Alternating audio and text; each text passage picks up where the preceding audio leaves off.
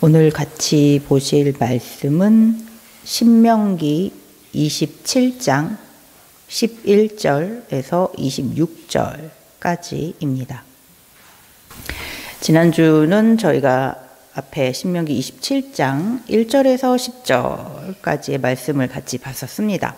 이스라엘 자손이 가나안 땅에 들어가서 우선적으로 해야 할 일을 알려주셨죠. 이스라엘 자손이 요단강을 건너가서 가나안 땅에 들어가면 에발산에서 다듬지 않은 돌로 하나님께 제단을 쌓고 번제와 화목제를 드려야 된다고 하십니다. 또한 돌들을 세우고 석회를 바르고 하나님께서 주신 율법의 모든 말씀을 그 위에 기록하라고 하셨습니다. 율법과 번제, 화목제는 항상 이스라엘 자손과 함께 있어야 합니다. 율법을 통해서는 자신이 죄인임을 깨닫고 번제와 화목제를 통해서는 죄를 회개하고 속죄 받아야 합니다. 하나님의 백성은 하나님의 말씀과 화목제물로 인해서 거룩해질 수 있습니다. 성도, 저희도 말씀이 육신되어 오신 예수 그리스도로 인해서 거룩해질 수 있게 되었습니다. 죄 없으신 하나님의 외아들 예수님께서 우리의 죄값을 대신해서 십자가에서 화목제물이 되어 주셨기에 덕분에 우리는 거룩해질 수 있게 되었습니다. 하나님의 자녀로 거듭날 수 있게 되었습니다. 그렇게 항상 예수 그리스도의 은혜에 감사하는 우리가 되어야겠습니다. 오늘 같이 읽어본 말씀 신명기 27장 11절에서 26절의 말씀에서 하나님께서는 이스라엘 자손이 가나안 땅에 들어가게 되면 하나님이 주신 말씀, 율법을 직접 선포하라고 하세요.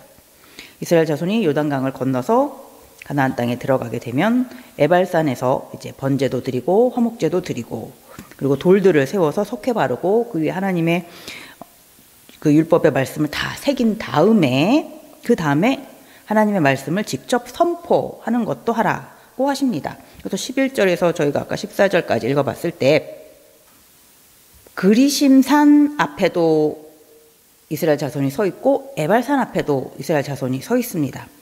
그리심산 앞에는 시므온 지파, 레위 지파, 유다 지파, 이사갈 지파, 요셉 지파, 베냐민 지파가 서서 이제 축복을 선포하라라고 하시주시고 에발산 앞에서는 르우벤 지파, 갓 지파, 아셀 지파, 스불론 지파, 단 지파, 납달리 지파가 서서 저주를 선포하라고 이렇게 알려주세요. 이 명령은 저희 신명기 11장에서도 하나님께서 미리 한번 얘기해 주셨어요. 신명기 11장 29절 30절을 읽어보면 네 하나님 여호와께서 네가 가서 차지할 땅으로 너를 인도하여 들이실 때에 너는 그리심 산에서 축복을 선포하고 에발산에서 저주를 선포하라. 이 두 산은 요단강 저쪽 고 해 지는 쪽으로 가는 길 뒤 길갈 맞은편 모래 상수리 나무 곁에 아라바에 거주하는 가나안 족속의 땅에 있지 아니하냐. 이때 미리 한번 하나님께서 말씀을 해 주셨습니다. 그러니까 그리심산이랑 이 에발산은 위치적으로 세겜을 중심으로 세겜 위쪽에 하나 있고 세겜 아래쪽에 이렇게 있어요. 세겜은 어디쯤에 있냐? 요단강이 이렇게 흐르고 있죠. 위에는 갈릴리 호수, 밑에는 사해가 있어요. 지금 이스라엘 자손은 요단강 동쪽 사해 바닥 근처 이쯤에 있어요. 모압 평지에. 근데 이 세겜은 어느 쪽에 있냐면 요단강이 있으면 이 갈릴리 바다하고 사해 바다 한 중간쯤, 그래서 요단강 서쪽 거의 이 가나안 땅의 거의 한 중간 정도 위치 거기에 있어요. 그러니까 이 세겜에서 조금 위에 있는 산이 에발산 한 940m 정도 된대요. 그리고 세겜에서 조금 아래쪽에 있는 산이 그리심산 한 880m 정도 된대요. 그런데 이게 축복을 선포하는 지파랑 저주를 선포하는 지파가 어떻게 이렇게 하나님께서 이렇게 나누어라라고 하셨는지는 안 알려주셔요. 근데 학자들은 왜 이렇게 하나님께서 나누라고 하셨을까라고 굉장히 많이 궁금해하면서 연구들을 많이 하는데 하나님께서 뭐 굳이 알려주시지 않았는데 그걸 저희가 열심히 알아볼 필요는 없겠고요. 알려주신 말씀 안에서 저희가 또 열심히 깨달아 봐야 되겠죠. 14절 보면 레위 사람은 큰 소리로 이스라엘 모든 사람에게 말하여 이르기를. 레위 사람, 레위인이 큰 소리로 이제 하나님의 말씀을, 율법을 이스라엘 백성들한테 말을 해야 합니다. 그러니까 15절을 예를 들어서 보면은 이제 레위 사람들이 이렇게 말을 하는 거죠. 장색의 손으로 조각하였거나 부어 만든 우상은 여호와께 가증하니 그것을 만들어 은밀히 세우는 자는 저주를 받을 것이라. 이렇게 말하는 거예요. 그러면서 모든 백성은 응답하여 말하되 아멘 할지니라. 이렇게 레위인이 말을 하는 거죠. 그러면 이제 나머지 이스라엘 자손들이 이제 아멘이라고 이렇게 답을 해야지 됩니다. 그러면 레위인이 이렇게 큰 소리로 하나님의 말씀을, 율법을 고하면 이 6지파 나누었는데 그들이 직접 하나님의 말씀을 선포하는 그런 분위기는 지금 아닌 것 같아요. 자, 그러면 여호수아서를 같이 한번 보겠습니다. 여호수아서 8장. 저희가 지난번에 에발산에 도착한 이스라엘 자손들이 다듬지 않은 돌로 하나님께 제단을 쌓고 번제와 화목제를 드렸고, 그리고 돌들을 세워서 석회를 바르고 하나님의 모든 율법의 말씀을 기록한 그 내용이 있는 여호수아서 8장. 그 다음에 이어지는 부분을 같이 한번 보겠습니다. 여호수아서 8장 33절에서 35절까지의 말씀 같이 보겠습니다. 온 이스라엘과 그 장로들과 관리들과 재판장들과 본토인뿐 아니라 이방인까지 여호와의 언약궤를 맨 레위 사람 제사장들 앞에서 궤의 좌우에 서되 절반은 그리심산 앞에 절반은 에발산 앞에 섰으니 이는 전에 여호와의 종 모세가 이스라엘 백성에게 축복하라고 명령한 대로 함이라. 그 후에 여호수아가 율법책에 기록된 모든 것대로 축복과 저주하는 율법의 모든 말씀을 낭독하였으니 모세가 명령한 것은 여호수아가 이스라엘 온 회중과 여자들과 아이와 그들 중에 동행하는 거류민들 앞에서 낭독하지 아니한 말이 하나도 없었더라. 아멘. 이 여호수아서에서의 말씀을 보면 이제 이스라엘 자손들이 하나님의 말씀대로 절반은 에발산 앞에 서 있고 절반은 그리신산 앞에 서 있습니다. 가운데는 이제 제사장들이 언약궤를 메고 서 있습니다. 그리고 여호수아가 율법에 기록되어 있는 그 축복과 저주의 말을 먼저 낭독을 합니다.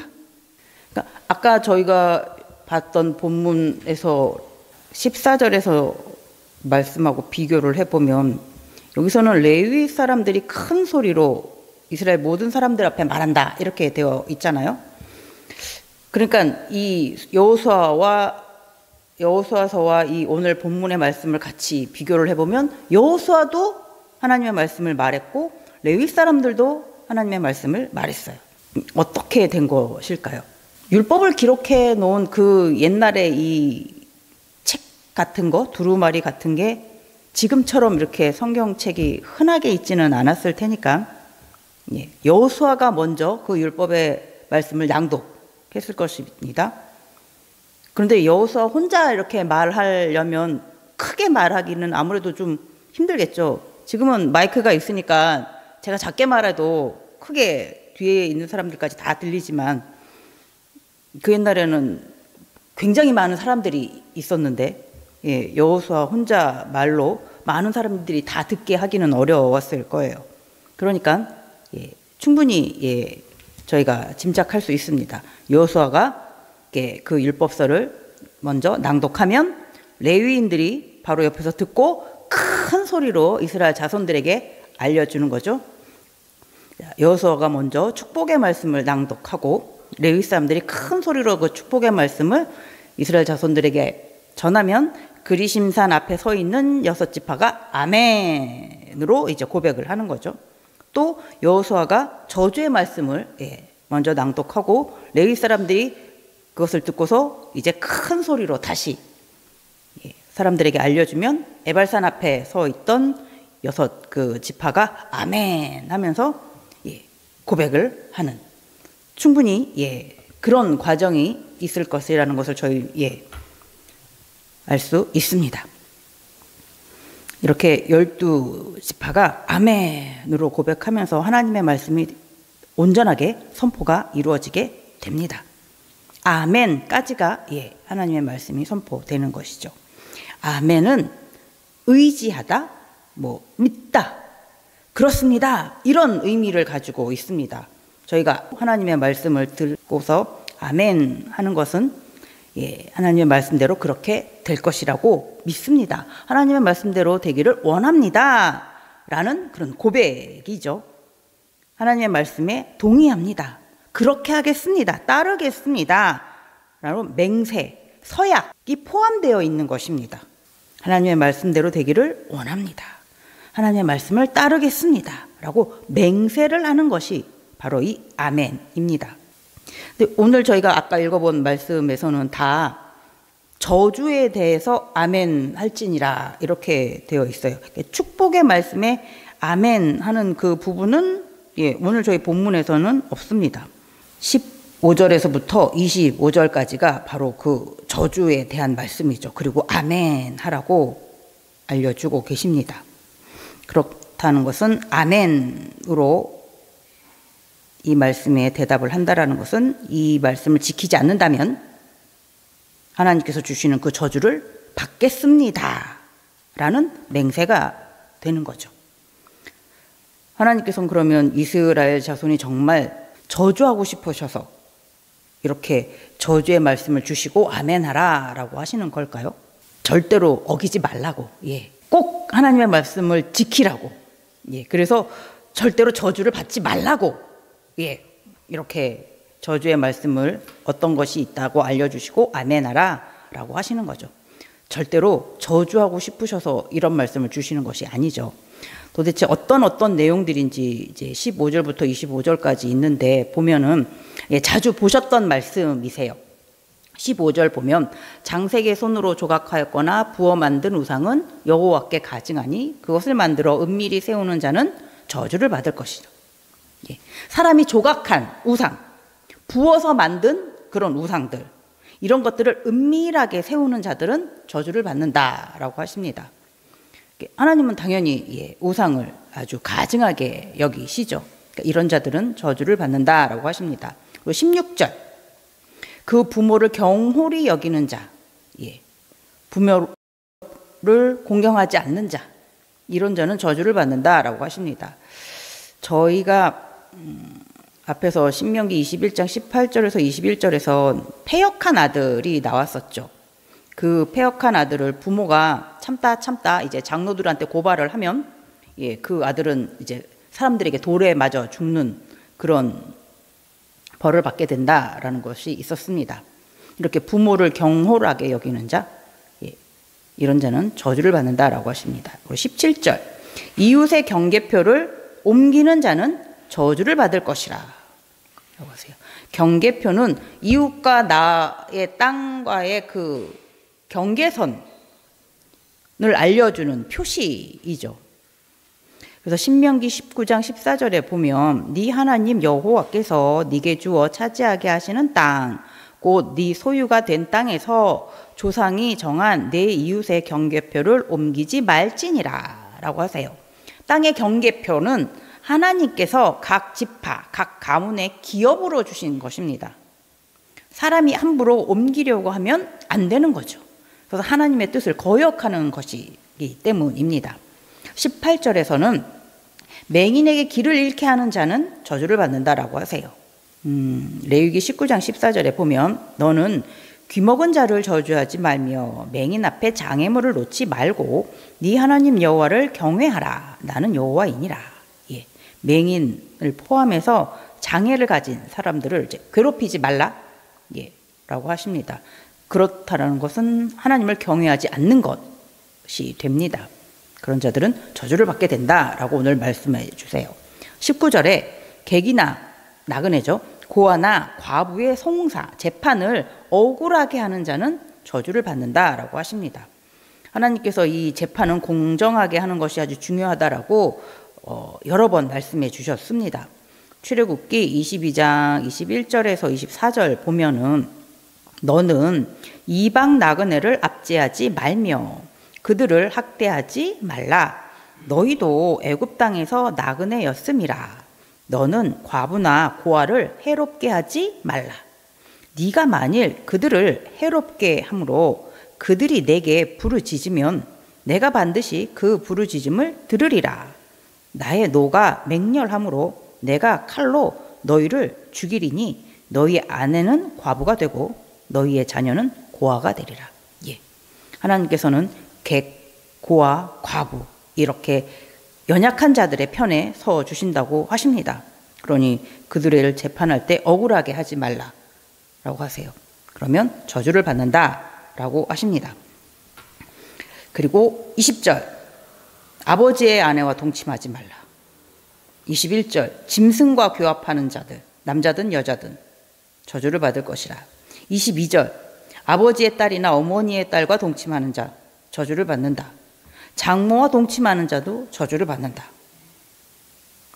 이건 저희가 레위기 20장에서 미리 다 봤었어요. 거기서도 말씀해 주셨죠.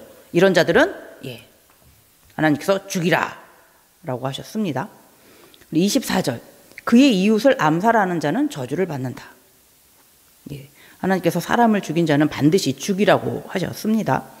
25절 무죄한 자를 죽이려고 뇌물을 받는 자도 저주를 받는다라고 하세요.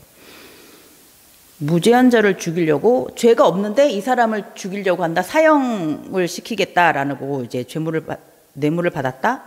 재판장들이 이제 뇌물을 받고 거짓으로 재판을 하는 거죠. 그래서 결국은 그 사람을 죽이는 것이잖아요. 살인이죠. 살인한 자는 반드시 죽어야죠. 하나님 그런 자들은 저주를 받는다라고 말씀해 주십니다. 그러면서 26절에 이 율법의 말씀을 실행하지 아니하는 자, 지키지 않는 자는 저주를 받는다라고 하십니다. 반면에 지키면 복을 받는 것이죠. 그래서 하나님의 말씀을 잘 지키라. 잘 지키겠다고 결심해라. 약속해라. 아멘하라. 라고 알려주십니다. 오늘 본문에서는 이렇게 이렇게 되면 저주를 받는다. 라는 말씀만 알려주세요. 축복의 말씀은 나와 있지는 않습니다. 하지만 축복의 말씀도 했겠죠. 여호수아가 낭독하고 레위인들이 큰 소리로 일러줬을 때 아마 그리심산 앞에 서 있었던 그 6 지파들은 기쁘게 아멘 했을 것입니다. 그러면서 오늘 아까 저희가 같이 봤던 이 15절에서 25절까지의 이 말씀은 저희가 앞서 출애굽기에서도 봤었고 레위기에서도 봤었고 신명기에서도 봤었던 그런 내용의 말씀입니다. 그런데도 다시 이렇게 알려주신 이유는 뭘까요? 뭐가 조금 차이가 있는 부분이 있을까요? 15절을 다시 보면은 장색의 손으로 조각하였거나 부어 만든 우상은 여호와께 가증하니 그것을 만들어 은밀히 세우는 자는 저주를 받을 것이라. 은밀하게 다른 사람들 모르게, 사람들 눈에 안 띄게 아주 작게 만들었어요. 만들어가지고 어느 구석에다가 아주 자기만 아는 곳에다가 이렇게 딱 놔두고 그런 거. 은밀하게 세우고 섬기는 거죠. 이런 자. 15절에도 부모를 경홀히 하는 자도 저희가 앞에 봤던 21장에서는 이제 부모가 우리 아들이 패역합니다라고 장로들한테 고발했을 경우이지만 그러지 않았을 경우 차마 장로들한테 고발하지 못했을 경우 그냥 계속 그런 패역한 자녀와 같이 집에서 사는 경우 이거는 그 가정에서만 일어나는 일이잖아요. 이렇게 다른 사람들 눈에 안 띄게 몰래 은밀하게 이루어지는 경우 17절에 이웃의 경계표를 옮기는 것도 경계표를 나 경계표 옮깁니다 라고 많은 사람들 앞에 보여지면서 옮기는 사람은 없을 거예요. 은근슬쩍 1cm 옮기고 또 1cm 옮기고 또 1cm 옮기고 뭐 그렇게 옮기겠죠. 이렇게 몰래 하는 경우 뭐 18절하고 19절도 대놓고 하는 그런 사람은 별로 없겠죠. 그리고 20절에서 23절 이런 일은 당연히 은밀하게 이루어지는 일들이죠. 24절 이웃을 암살하는 자. 암살이라는 것 자체가 아주 죽이려는 의도를 가지고 몰래 가가지고 상대방을 죽이는 게 암살이니까 이것도 몰래 하는 일이죠. 25절에 뇌물은 몰래 해야죠. 티가 나면 안 되니까. 오늘 이 저주를 선포하는 이 말씀의 공통점들을 보면 몰래 하는 거예요. 사람들 눈에는 안 띄게 하는 일입니다. 사람들은 속일 수 있는 일들입니다. 하지만 하나님은 속일 수 없습니다. 하나님은 다 보고 계시죠. 시편 139편 2절에서 4절 보면요. 주께서 내가 앉고 일어섬을 아시고 멀리서도 나의 생각을 밝히 아시오며 나의 모든 길과 내가 눕는 것을 살펴보셨으므로 나의 모든 행위를 익히 아시오니 여호와여 내 혀의 말을 알지 못하시는 것이 하나도 없으시니이다. 하나님은 우리의 행동, 우리의 생각, 우리가 하는 말 모든 것들을 다 알고 계십니다. 하나님께서 우리를 창조하셨고 하나님께서는 영원토록 지금 살아 계십니다. 하나님은 다 알고 계십니다. 하나님의 눈을 가릴 수는 없습니다. 하나님의 귀를 막을 수는 없습니다. 하나님을 속일 수는 없습니다. 그렇게 하나님의 말씀에 아멘으로 고백해야지 되는 이스라엘 자손은 이 아멘으로 하나님께 고백할 때 쉽게 하면 안 되는 거죠. 아멘 했으니까 꼭 지켜야 하는 것입니다. 하나님을 속일 수 없습니다. 겉으로는 아멘 했고 뒤에서는 아이 하나님 모르실 거야 하면서 하나님께서 싫어하시는 이 죄를 지으면 안 됩니다. 두려운 마음으로 아멘으로 고백할 수 있어야 합니다. 온 마음을 다하여 그리고 이 말씀을 지키기 위해서 애써야죠.